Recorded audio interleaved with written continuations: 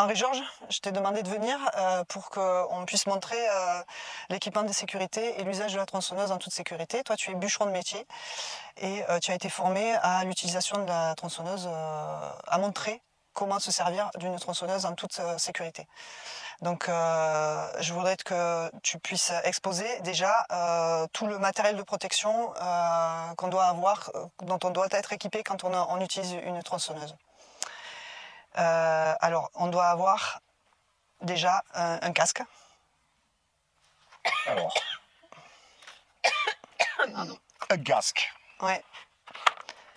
Pour se protéger la tête en cas de chute de branches qui tomberaient lors de l'abattage. Des protections anti-bruit. Et une visière pour les projections de copeaux ou autres, pour se protéger les yeux. Voilà.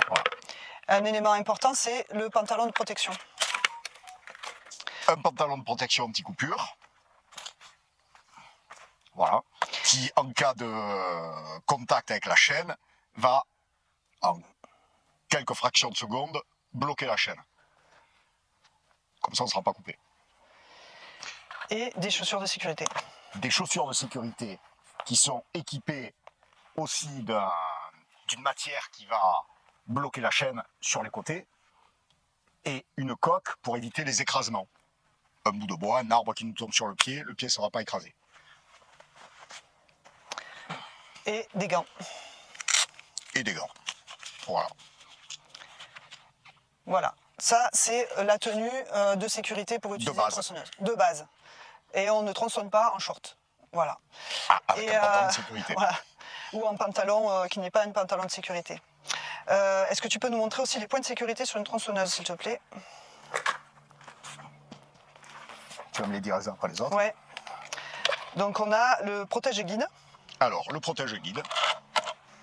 Voilà. Qui sert lors du transport de la tronçonneuse, de manière à pas désaffûter la chaîne. Et elle est dans la voiture, on envoie la main. Malencontreusement, ça évite qu'on se coupe. Le frein de chaîne. Alors, le frein de chaîne, c'est cette pièce-ci qui sert à bloquer la chaîne. Là, la chaîne est bloquée. Avec deux doigts, on essaye de la faire circuler. Elle ne circule pas, il est bloqué. On déverrouille, ça circule. On le remet, ça ne circule plus. Tout déplacement tronçonneuse en main doit se faire frein de chaîne bloqué.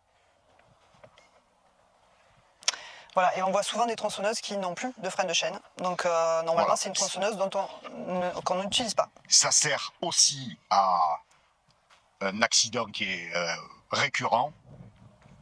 C'est le rebond. Si on place mal son guide, la tronçonneuse allumée sur un bout de bois, il peut y avoir un effet de rebond et on se prend la chaîne en pleine face. Quand la tronçonneuse va faire ce mouvement,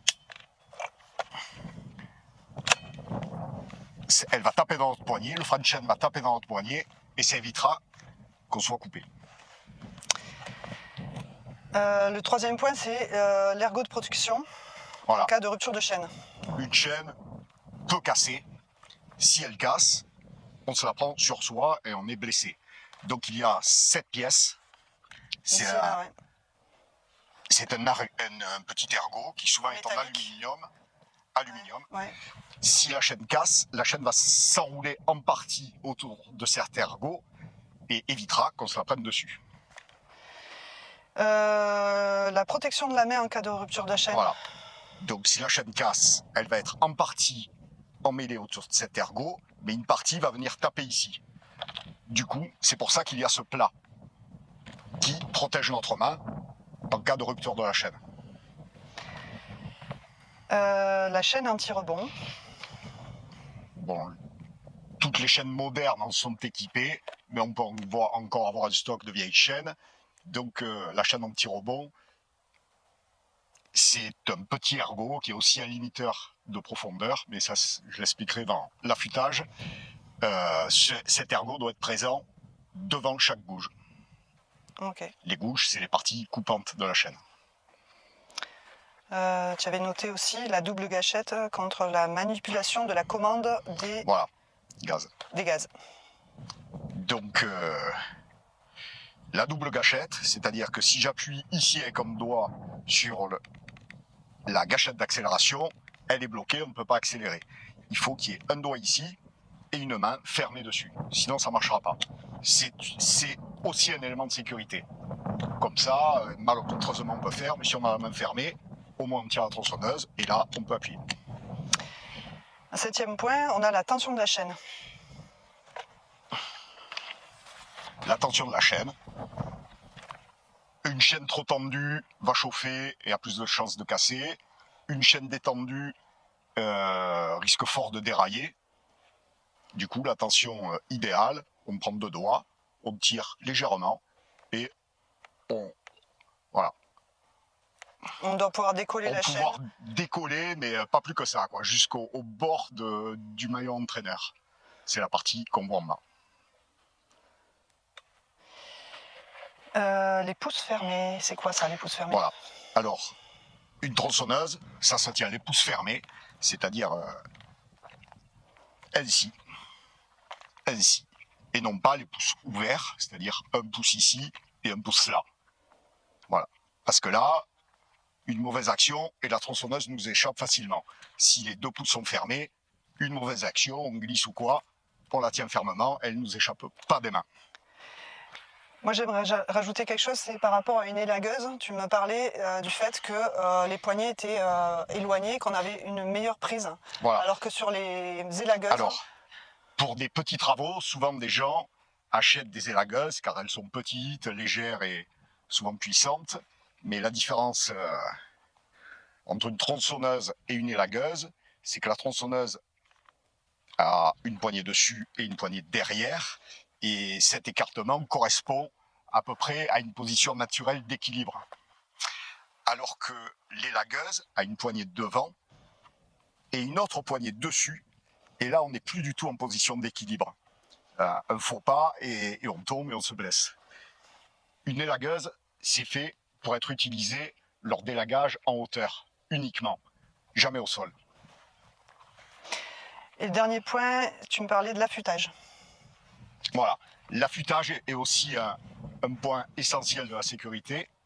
Comme tout objet coupant, outil coupant, si l'affûtage n'est pas parfait, la tronçonneuse devient dangereuse. Car elle coupe mal, du coup on va forcer. En forçant, on peut facilement être déséquilibré. Si elle coupe mal, la chaîne peut glisser sur le bout de bois. Si elle coupe mal, il y a plus de chances de faire des rebonds. Voilà, donc l'affûtage doit être bien fait pour que lorsqu'on accélère, elle rentre parfaitement dans le bois. Voilà. Ok. Tu penses qu'on a fait le tour là? Voilà. Sauf ce que j'ai oublié.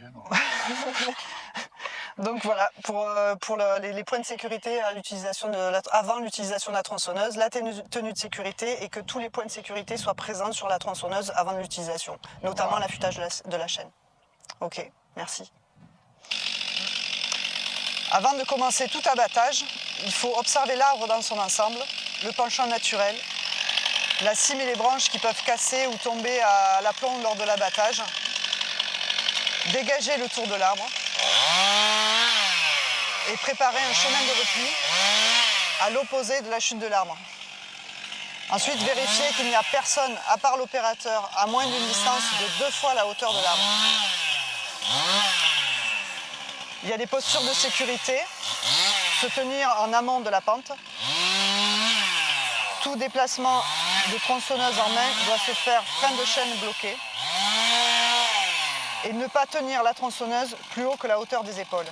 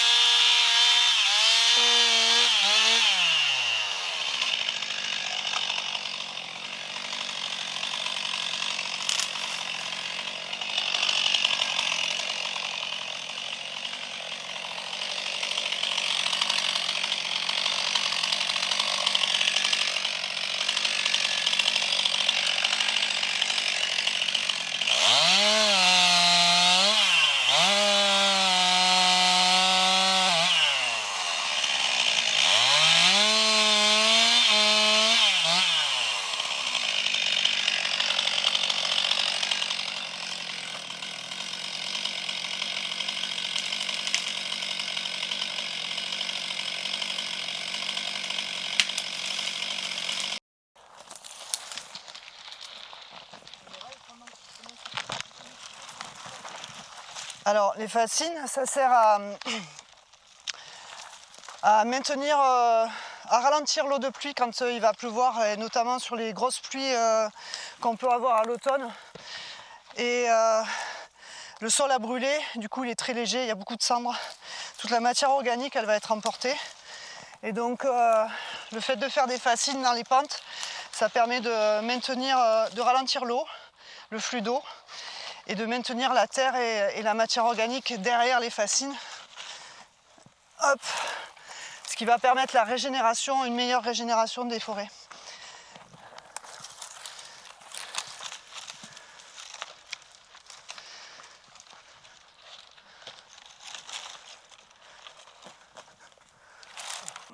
Deux choses importantes pour la sécurité aussi, ne jamais être tout seul sur un chantier de tronçonnage, toujours être accompagné, avoir un téléphone sur soi et prendre une trousse de sécurité de secours avec le minimum dedans pour intervenir sur des désinfections, sur des plaies, voilà. Voilà, merci pour votre visionnage et j'espère que vous allez faire des chantiers tronçonnage ici dans les Corbières en toute sécurité. Bon travail.